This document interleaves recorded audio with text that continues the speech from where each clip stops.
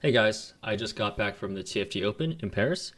I had a great time there. I got to meet so much of the community, players that I looked up to, and people that I've interacted with before online, and we're meeting for the first time in real life. Got to meet my study group finally, other study groups, and developers. I met Mortdog. I met like Boxbox, Saikuno. Honestly, I was a bit starstruck with meeting those guys. You can catch me like stuttering like crazy. I'm glad I got to talk with him though. And yeah, I want to talk quickly about how the Paris Open changed the meta, or how it affected the meta, and some techs and tricks I wanted to speak to you guys about. I won't like share all of them. I think not because like I'm trying to keep anything. There's just like too small to fit in this video, but I want to talk about the main ones, the more relevant ones, and avoid. I'll leave the niche ones. They're a bit too niche to like really talk about. So the first thing I want to talk about is, uh, I think when I was looking at the Twitter and Discord back in Paris, I felt like the discourse and the of the meta was Paris felt like a really accelerated meta compared to what was happening back on ladder, because you had all these great players spamming the B patch, or the B patch, yes, and the ladder didn't really get the people in Paris didn't really get a chance to play because the B patch happened, and you had like at most half a day to play, and a lot of players were already on planes or in Paris during that time. So you just had one day of basically practice at like a pizza cafe, and a tournament day where like all these players just playing everything. And I kind of got to see the meta like adapt in real life, live. And the day two was like complete different, right? You had like players realizing that, hey, Annie is not that good anymore. Annie was considered like the best comp going in, and it's still like one of the highest caps. But people realized that it's not like Annie got worse or anything. It's just that the line selection, like the opportunities to play, Annie got much narrower. So like you weren't looking to play. You had a harder time getting to this Annie cap out because your stage four was so strong. You know, your level eight comps were just too strong. It was a more focus on level eight essentially, with like Diana and a couple other really creative things that were happening on ladder. So I kind of want to share the first one here. And I was talking to a couple study groups about this, and they're totally okay with me sharing the tech. I think one or two of them came up to me. Some of my own study group members showed me this as well. But this is like the how the Bilgewater comp changed after the nerfs to Lucky Doubloons and well, I think it was just Lucky Doubloons mainly, right? That's kind of what carried this comp to a fast nine. But the issue with that was after the nerfs, it was kind of hard to, if you weren't like in a really good spot, especially, and that's hard to do obviously in a really competitive setting like a TFT Open. You were often stuck on eight, and if you couldn't kill units, you couldn't get doubloons, and if you or not doubloons, silvers, and if you couldn't get silvers, you couldn't buy these items. These items are so expensive too that it until you if you didn't hit them, you were kind of like weak, and then when you did hit them, you got a huge power spike. So in between that time, you you just really couldn't do anything. So I think people started testing out like a new fast eight version where you rolled super hard on eight. So this is kind of like the board. You're always going to play Lucian Senna as your like a gunner. It's usually going to be Graves, but eventually it's going to be like the best gunner, which is Lucian. So you play five builds, and what you do is you buy stats instead of items. So you buy items like when you can afford them. This is I'm not saying like this is the de facto best way to play Bilgewater. It's just a new line that was created if you couldn't go fast nine and you weren't blessed with like perfect shops and you weren't steamrolling stage two and three and going fast nine. So like if you don't know, the main tech behind this line is that you can farm stats at every tier. So if you guys didn't know, the way the Bilgewater shops work is that if you have these like 3 and 5 Bilgewater, you get tier 1 and tier 2 stat buffs. And these are different. So if I buy they're different from each other. If I buy a tier 1 stat buff, it's going to cost me like 20 silver or something. And then it's right here, right? 15 silver. And it's going to go up in price every time you buy one, right? And it eventually gets a really high price. But these are all individual. So instead of just like going to like playing 7 or 5 and just buying all these, you want to fit in, you want to buy like the cheap ones at every tier. So you just toggle your Bilgewater shops. You put it 3 and 5 depending on what you're looking for, and you just buy all the stats. This is much cheaper than buying items, especially like the tier 2 items after the first one. Like 100's already pretty expensive, but they just like basically double in price every time, right? So it could take like around 2 or 3 rounds to get to farm 180 or 100. So you're gonna be weak for those rounds. Instead, if you buy stats, you're gonna like I don't know, buy a couple of these things. You won't get obviously the power of full item, but you're still getting a bit stronger over time, right? And that's really the backbone of how this line works, or this tech works. So you stay on 5, you play 7 when you can, like usual, but usually you're capping around 5. So you're playing your main units. MF and Fizz are going to be your main carries, and you're going to be pumping stats on them, and if you can, buy items on them as well.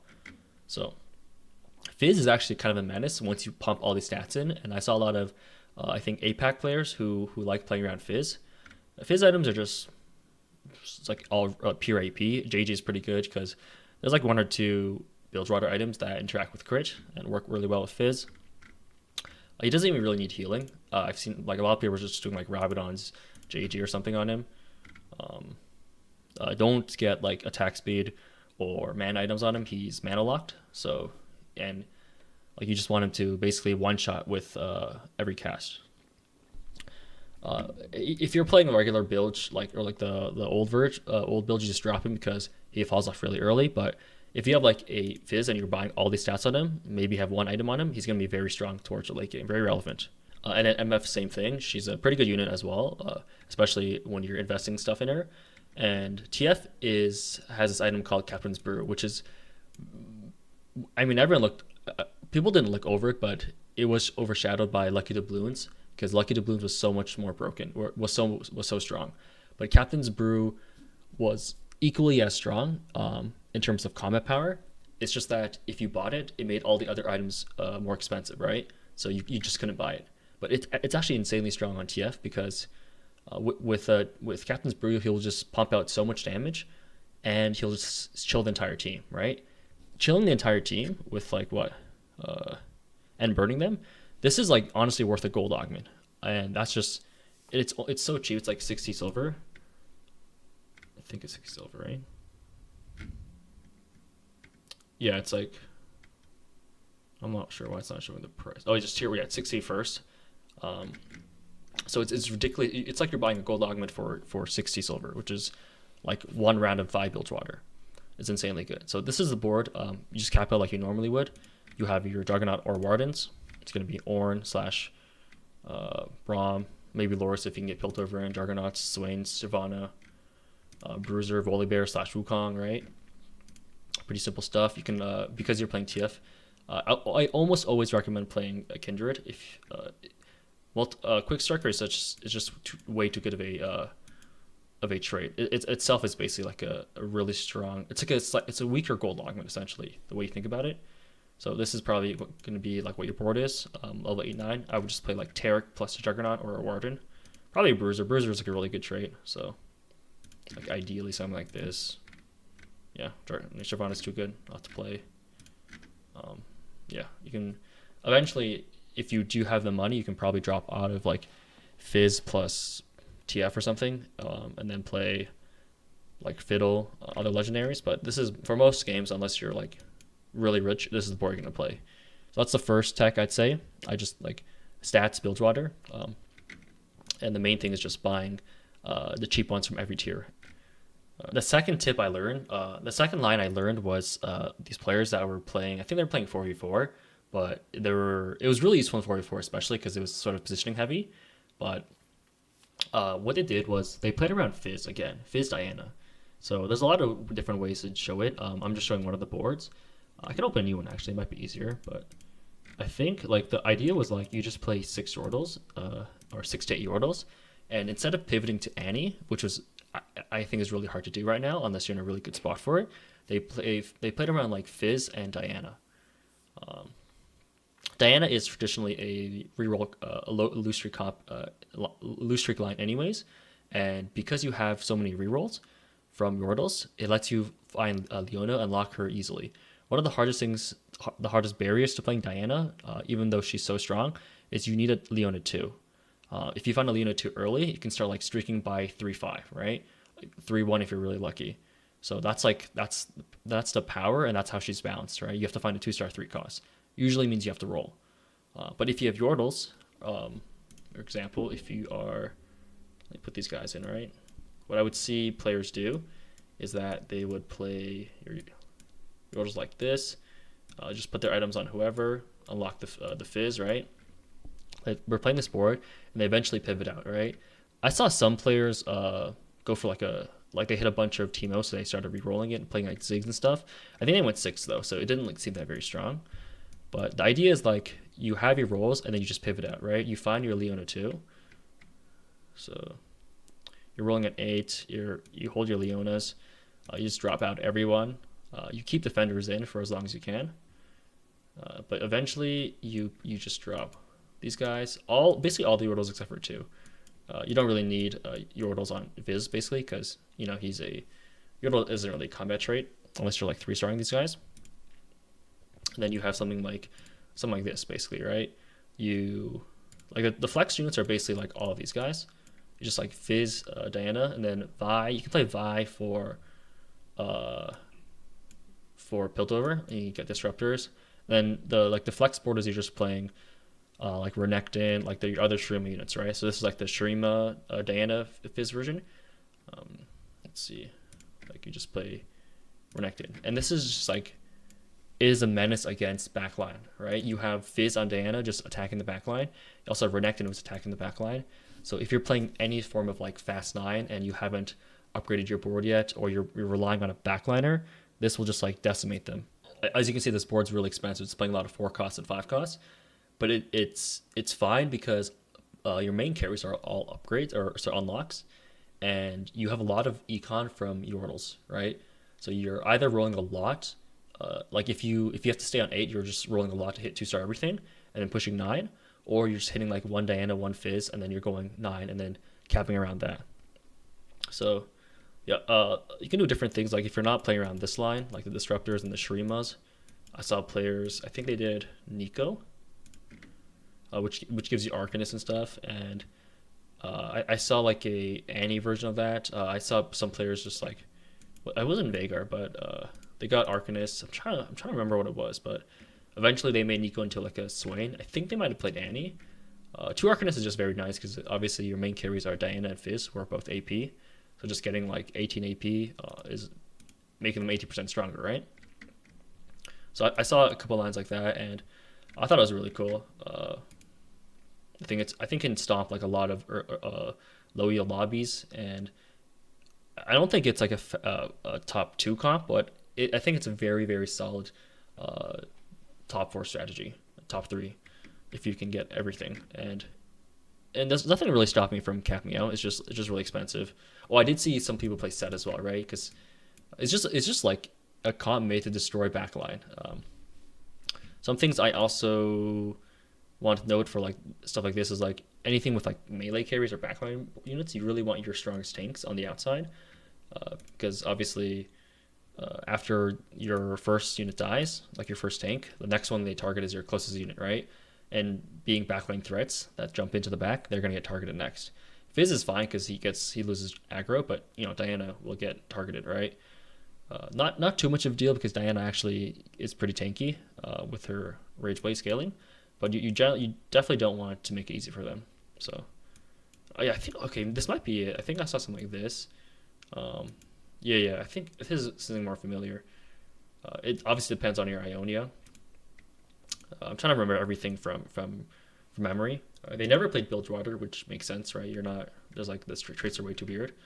But yeah, it was just like a really cool Diana Fizz comp. I've always been like trying to make that work since day 1 of PBE, and I got to see it like actually work in a competitive setting, like a really high competitive setting as well. So I did see like when I was doing stats as well earlier, like 2 weeks ago, like they were playing Double Trouble, Diana Fizz as well. Not really sure how that board. I think the issue with my that board is like I don't really understand how you get to that board, right? Because you need to unlock Fizz as well. But yeah. So those are my two favorite techs that I was shown and I saw during play in Paris. It was really interesting to see like the meta develop, and I want to talk about some other stuff as well. I saw some like I want to make a video tomorrow on the four bruiser flex that I was shown. There's like these other techs, I guess, and like things are just more like broad concepts. So I will make individual videos on them as soon as possible, and also a video on the C patch because I think there's some cool stuff. I will do mention that the C patch made this Bilgewater board that I was talking about earlier a lot stronger, because they did get rid of, they made the items weaker, right? So you're more incentivized to play around the stats. Yeah. And I do want to talk about this Noxus line. I do think, I don't know, it seems like you'll make Noxus better. Noxus was not very strong early. But yeah, this is also really cool. It's a 3-star additional bonus. Maybe reroll. I have seen reroll Yordle be really good in the stats. But anyways, yeah, I'll talk about more about other pairs tech like that I think deserves its own video in the future. So if you enjoyed it, subscribe. And if you guys are on the fence about going to a Paris Open or an Open in general, next one's in Vegas, I highly recommend you come. I was on the fence about it too, but I'm so glad it came. Honestly, I can say it was a like lifetime experience for me. You will not regret it if you are in the community. Even if you feel burnt out in TFT, it will just renew your like motivation to play, climb TFT, and just like get involved in the community. So again, shout out to Riot and shout out to everyone I met. I made a post on Twitter talking about like people I met, but I know there's so many people I forgot to mention. Shout out everyone I talked to there, and yeah, thanks for watching this video, and I'll see you guys in the next one.